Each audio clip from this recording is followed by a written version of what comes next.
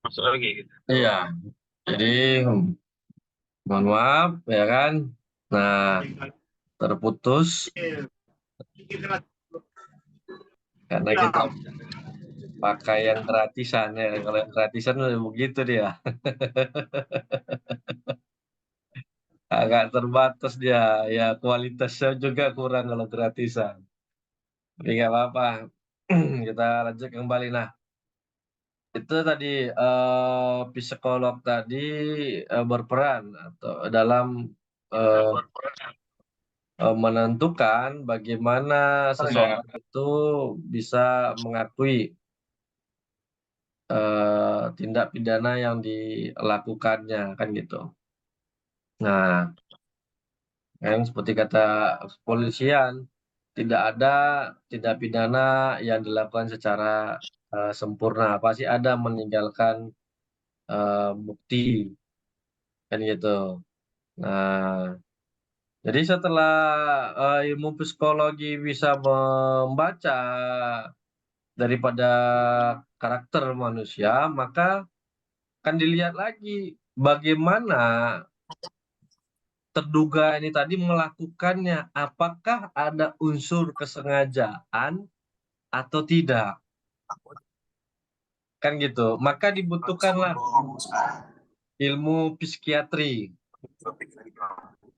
ya kan? Nah, dari tadi dia sudah ini udah dugaan ini kan gitu. Dugaan si A lah yang melakukan tindak pidana tadi. Oke. Nah, tapi akan dilihat apakah dia melakukan dengan sengaja, dengan dalam keadaan sadar apa tidak perbuatan itu, atau dalam keadaan mendesak karena ada ancaman, atau tidak sehatnya dia dalam melakukannya itu. Nah, ya kan, yaitu melihat jiwa manusia yang sakit gitu dia sebagai syarat di dalam penjatuhan pidana kepada terdakwa. Harus terbukti adanya kesalahan si pelaku dan dapat dipertanggungjawabkan atas kesalahannya itu tadi. Jadi artinya seorang yang melakukan tindak pidana itu memang benar melakukannya secara sadar dan dapat dipertanggungjawabkan. Nah, ketika dia tidak dapat dipertanggungjawabkan, ya nggak bisa dikenakan sanksi pidana. Sebagaimana dalam pasal 44, ya kan, barang siapa melakukan perbuatan yang tidak dapat dipertanggungjawabkan kepadanya karena jiwanya cacat dalam pertumbuhan atau terganggu karena penyakit tidak dipidana. Ya kan artinya ini ketika ada orang yang eh, gila, hilang ingatan, ya kan, kemudian masih di bawah pengampuan. Walaupun dari usia dia dewasa, tetapi dari cakap hukumnya dia belum cakap, kan gitu. Nah, makanya orang gila tidak akan bisa dijatuhi hukuman pidana. Nah, jadi ketika misalnya di dalam bertanya penyidiknya, pertanyaan A jawabannya B, pertanyaan B jawabannya A, ya kan, mengelantur, maka harus didatangkan seorang psikiatri, ahli kejiwaan, untuk melihat apakah ini yang bersangkutan ada gangguan jiwa. Jadi yang gangguan jiwa itu bukan dia tidak memahami benar salah, tetapi terkadang ada emosionalnya yang tidak bisa dikontrolnya. Itu juga termasuk gangguan jiwa, bukan orang gila yang di jalan-jalan itu kan gitu. Nah, jadi banyak yang ibaratkan orang yang memiliki emosional tinggi, temperamen. itu juga merupakan penyakit kejiwaan. Itu dia. Yang suka marah-marah tanpa sebab, suka banting-banting, ya kan, suka mukul, itu merupakan kejiwaan. Nah, saya lupa nama salah satu penyakitnya itu. Tapi ya itu tergolong dia di dalam eh, orang yang dikategorikan terganggu jiwanya, yang suka, kalau kita bisa pernah melihat orang yang suka menyiksa diri sendiri di sayatnya kalau lagi marah, keningnya diapakannya ke tembok. Nah, itu merupakan gangguan jiwa. Ketika dia melakukan suatu peristiwa pidana, dia tidak bisa dikenai hukuman sepanjang oleh ahli, ya kan, ahli kejiwaan menyatakan memang dia terganggu jiwanya, kan gitu. Nah, jadi inilah kaitannya ketika tadi psikolog tadi melihat dari bahasanya, maka dilihat ya kan dari jasmaninya, kemudian masuk kepada rohaninya. Nah, benar nggak dia melakukan tindak pidana itu berdasarkan bisa dipertanggungjawabkan apa tidak? Jadi saya waktu di Medan itu pernah menangani permasalahan dari korbannya, dan termasuk orang kaya di Kota Medan, si pelakunya nih.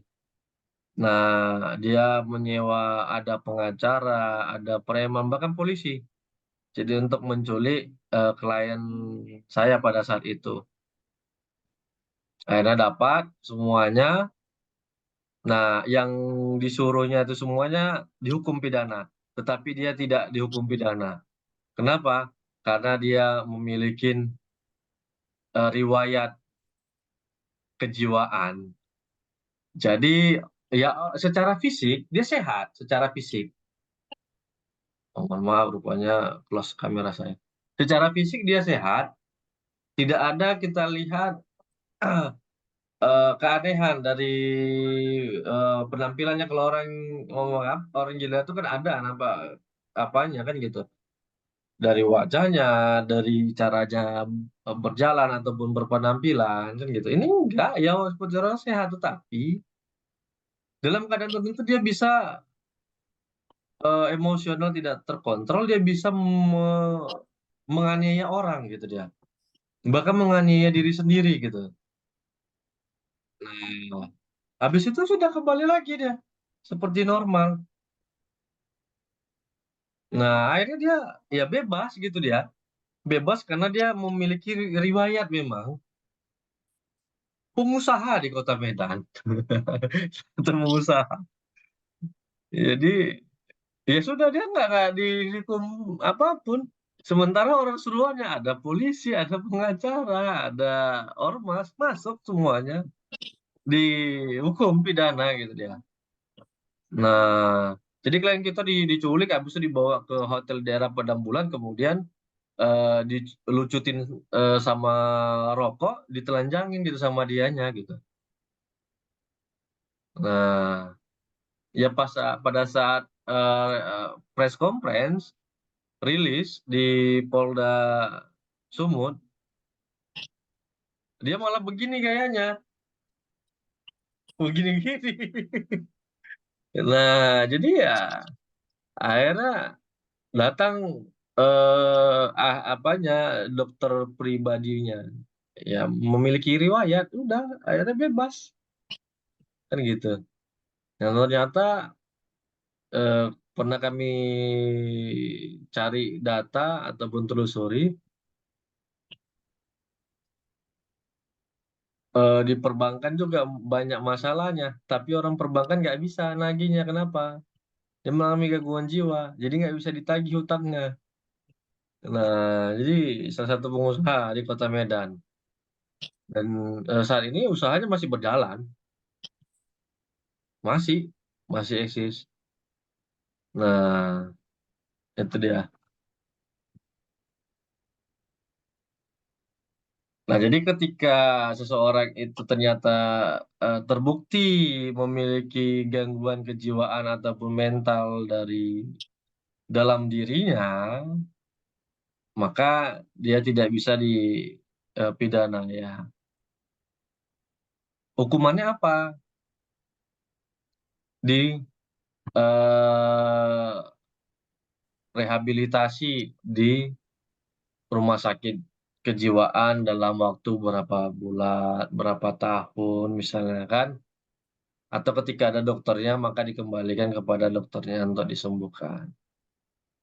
Dan penyakit ini kalau kata ya dokter pernah saya tanya, ini sulit untuk sembuh.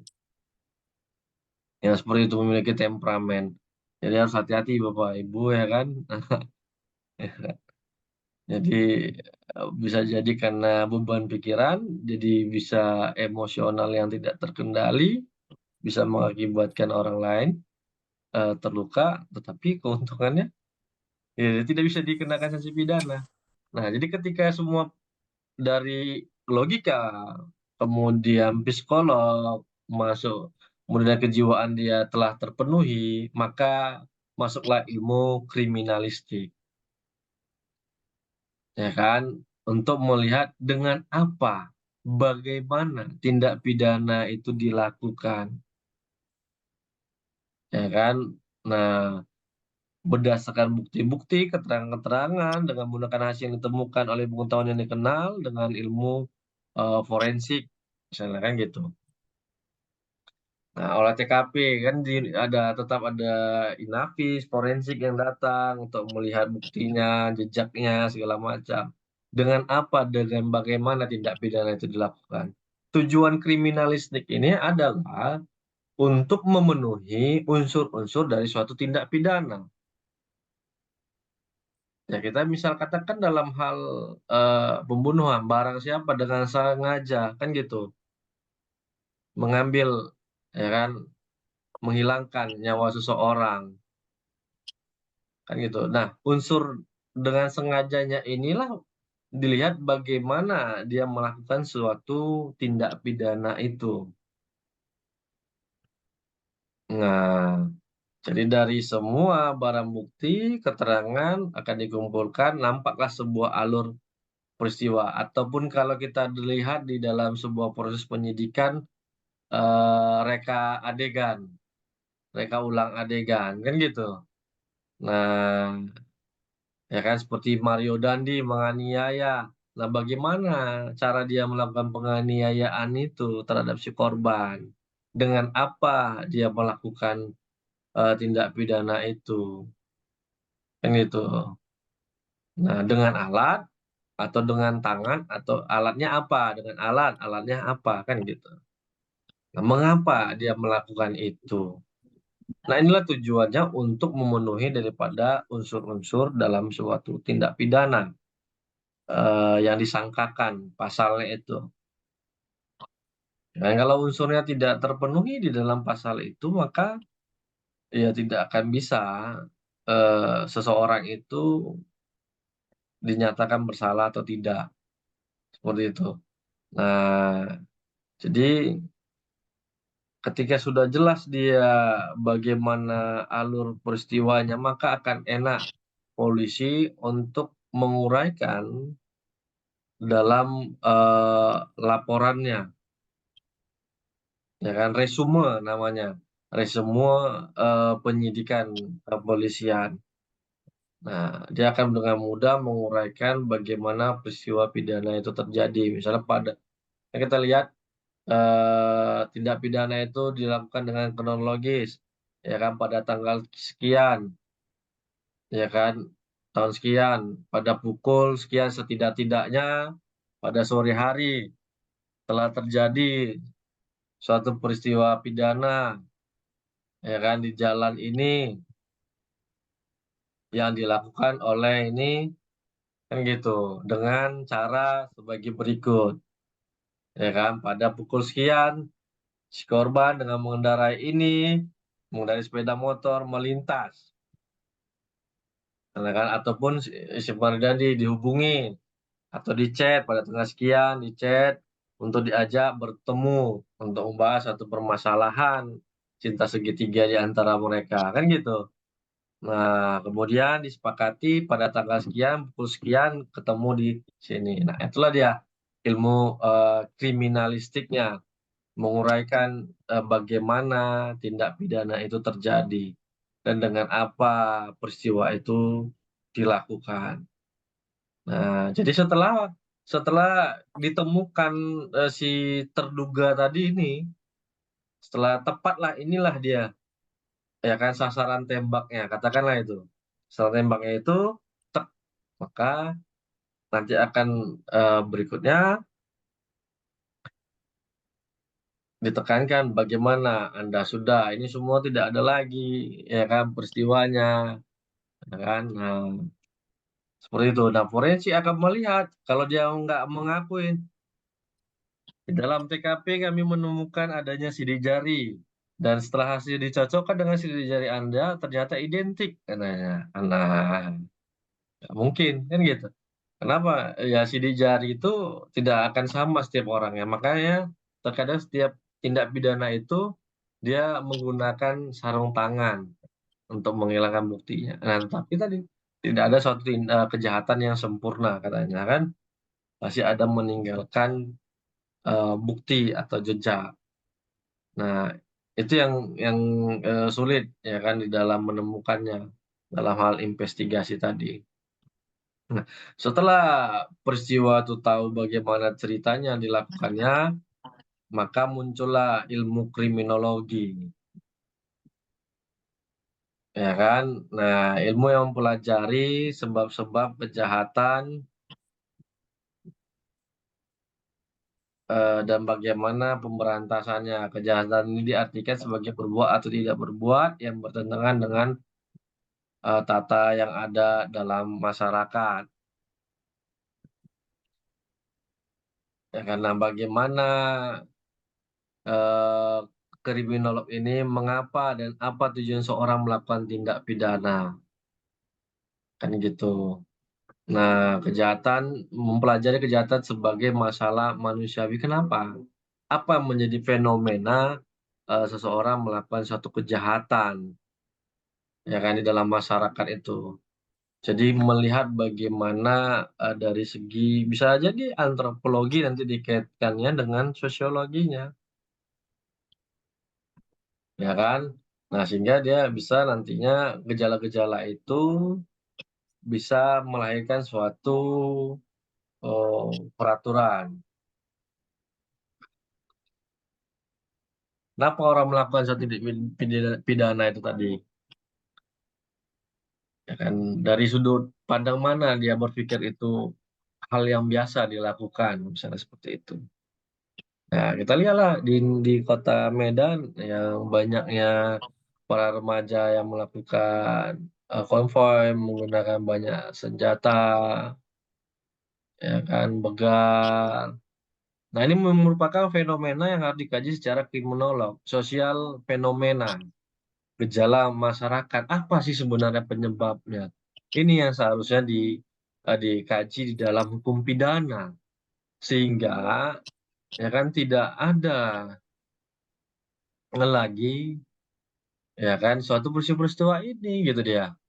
Nah, bisa misalnya dengan apa? Memberikan edukasi kepada orang tua, misalnya pembatasan terhadap aktivitas anaknya, ya kan melihat bagaimana anaknya bergaul atau berkumpul kan gitu. Nah, ya saya 360 derajat lah ketika masuk Pangkal Pinang ini. Ini merupakan termasuk kota yang minim tindak kejahatannya. Kenapa? Kotanya cukup tenang, masyarakatnya termasuk ramah, makanya dikatakan kota seribu senyuman.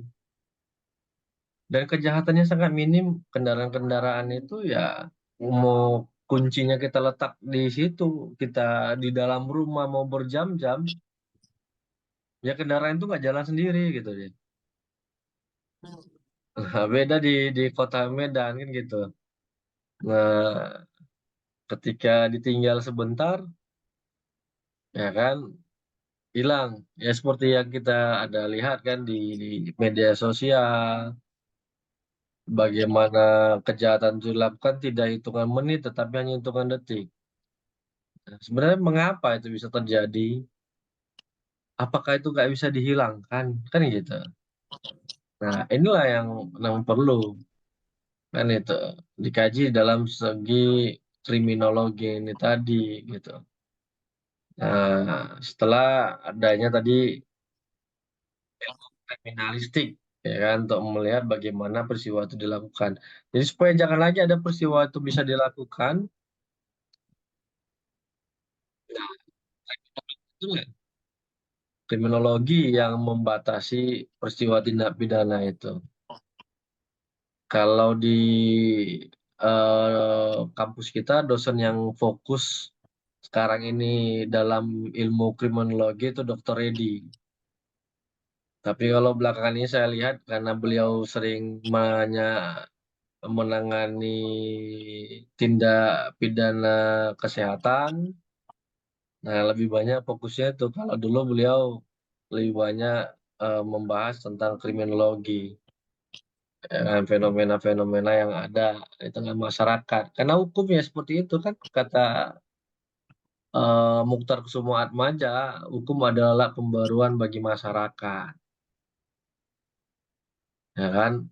Nah, jadi bagaimana bisa menghilangkan niat itu kepada masyarakatnya seperti itu. Ya, karena inilah yang sangat pentingnya bagi para apalah penegak hukum atau pemerintah kita katakan menjadi PR bersama dalam mengatasi persoalan kriminal yang ada di Kota Medan. Nah, barulah setelah itu dimasukkanlah dia kepada aturan hukumnya. Kan gitu. Nah, bagaimana ya kan aturan-aturan tentang pidana itu mengaturnya sehingga bisa diterapkan hukum formilnya. Jadi hukum materialnya bagaimana baru hukum formilnya mengaturnya. Kan gitu. Setelah alur dari logika sampailah dia kepada ilmu materialnya. Perbuatan ini perbuatan pidana apa? Pasalnya pasal apa? Ancaman hukumannya apa? Sanksinya apa misalnya? Nah, kembali kepada hukum pidananya. Nah, jadi tanpa adanya bantuan-bantuan ilmu hukum ini, maka hukum acara pidana itu tidak bisa diterapkan gitu deh. Ya kan? Karena hukum acara itu ya bagaimana membuktikan suatu hukum material tentang pidana itu benar-benar dilakukan gitu ya oleh seseorang, ya kan? Nah, jadi inilah dia alur di dalam suatu ilmu bantu peristiwa pidana. Nah, jadi ketika sebuah ilmu materialnya sudah terpenuhi, ketika satu peristiwa pidana, siapa yang mengawali di dalam untuk menemukan, mencari, menggunakan ilmu-ilmu bantu ini di dalam proses hukum acara pidana. Seperti tadi yang saya katakan bahwa ada kepolisian. Nah, kepolisian di dalam hal ini ada dibagi ke dalam dua profesinya kan gitu. Nah, sedikit kita membahas. Jadi setelah ilmu bantu tadi eh, menentukan suatu peristiwa itu merupakan tindak pidana, siapa orang yang berperan di dalam menentukan itu sebagai tindak pidana atau tidak. Nah, seperti inilah dia alurnya dalam hukum acara pidana seperti yang muncul di layar Bapak Ibu. Ada kejadian hukum atau peristiwa hukum, dilakukanlah proses penyelidikan. setelah penyelidikan dilakukan proses penyidikan. Kemudian dilakukan pra penuntutan dan penuntutan atau pra peradilan. Kemudian setelah dia terpenuhi semua unsurnya, kalau di dalam bahasa kejaksaan ada P22 lengkap sehingga bisa dilimpahkan ke pengadilan, maka dilakukan pemeriksaan di persidangan. Setelah persidangan terpenuhi unsur-unsurnya, maka keluarlah putusan. Ketika putusan, si terdakwa keberatan terhadap putusan itu, muncullah upaya hukum. Nah, setelah upaya hukum ini semua dilakukan, lahirlah sebuah putusan yang berkekuatan hukum tetap. Barulah dilaksanakan sebuah eksekusi. Nah, dari eksekusi dilakukanlah pengawasan dan pengamatan. Nah, inilah alur dari sebuah hukum acara pidana. Sebelum lanjut, kita bahas, ada yang mau kita diskusikan terlebih dahulu?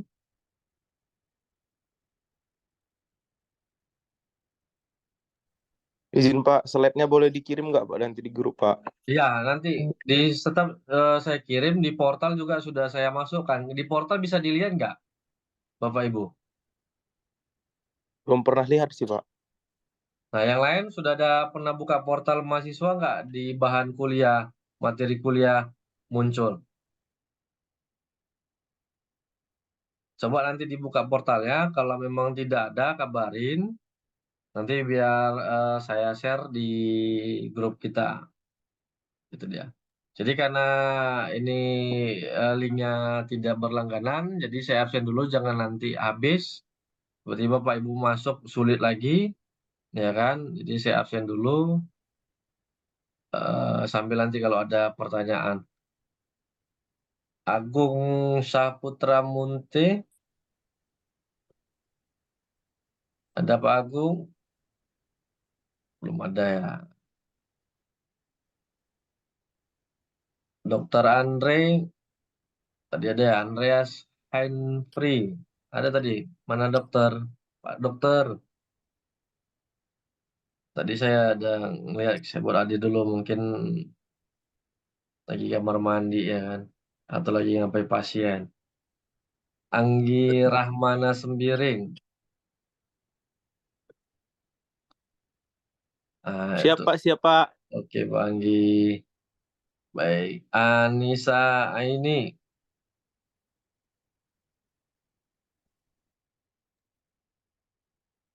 ada Anissa. Brian Petrus Silalahi,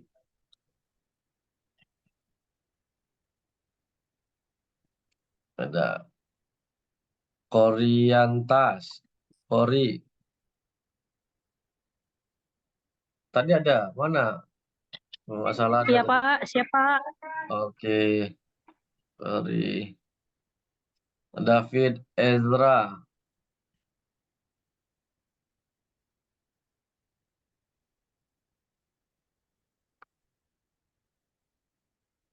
kalau di grup kita inilah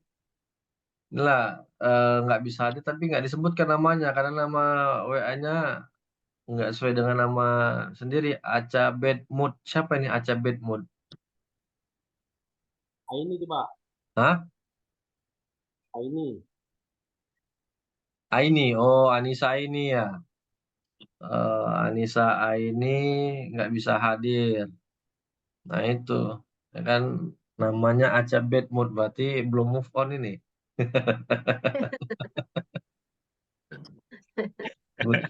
Bad mood dia ya kan. Sama nama aja ya. Jangan Silakan yang abang yang masih lajang. Ini belum berumah tangga kan ini Bu Aini kan. Kalau belum ya di di apalah, diberikan semangat ya supaya jangan bad mood. Oke, selanjutnya David Ezra. Ada ada Pak DTM Muhammad Saputra. Hadir Pak. Dan ya, Kemudian Evani Tresia. Ada Evani, di sini belum ada. Hadir Pak Hadir. Oh ya, ada Evani. Follow siapa follow? Follow. Di WA-nya ada namanya follow. Oh, ini follow O ya. Follow O, izin. Ada yang meninggal keluarga. Fitriadi. Hadir Pak. Oke, baik Pak. Grace Krista. Ya, ada ya. Gugun Bineria. Bu, Hadir Pak. Oke, baik Bu. Ini Joshua izin. Tidak bisa masuk. Lorinda Rosalina. Ada Bu Rosalina, Bu Melda. Hadir Pak. Oke. Pak Rafli. Oh, lagi di jalan, hati-hati Melda. Siap Pak, siap. Rafli. Dah, ada Pak Sapei. Hadir Pak. Oke, Pak. Makasih, Pak. Nabila Asi. Baik. Hadir Pak. Iya. Di kampus tuh Nabila, bukan? Enggak Pak, lagi Oh, di kantor. oh, bekerja. Baik. Nita Yulinda Marpau. Hadir Pak. Oke. Baik, Bu. Terima kasih. Putri Nabila. Hadir Pak. Oke. Reno Febri. Febria Sandi. Ada? Belum ada. Ronald Togatorov. Hadir Pak. Oke, Pak. Hadir Pak. Makasih. Iya, Pak. Pak Salam hadir. Sefrinianti. Hadir Pak. Baik. Seli Aliska. Hadir Pak. Oke. Tri Haryanto. Ada ya. Fania Anisi. Hadir Pak. Iya. Hadir.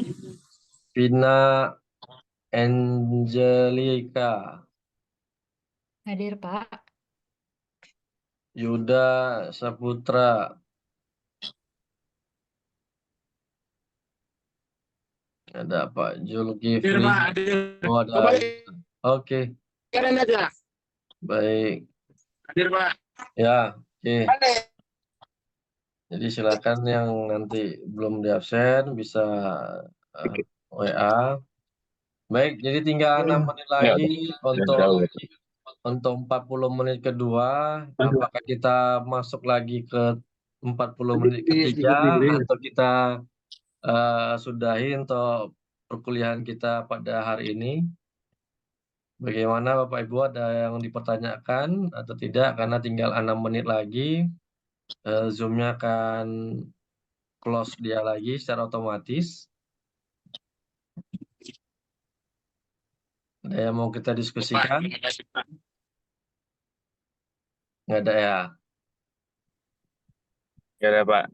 Oke, baik. Jadi Insya Allah Pak. ya, Pas mantap Pak. ya kalau di sini sudah maghrib, ya kan, jam 6 Ya dia. Pak. Jadi saya juga Ya. kalau gitu kita akhiri pertemuan kita malam hari ini. Sampai Pada ketemu minggu ini. lagi pada pertemuan berikutnya. Sehat selalu untuk kita semua. Selamat bermalam minggu. Salam buat keluarga semuanya. Selamat malam. Assalamualaikum warahmatullahi wabarakatuh. Sehat-sehat Pak. Oke, sampai ketemu lagi. Bye. Waalaikumsalam warahmatullahi wabarakatuh.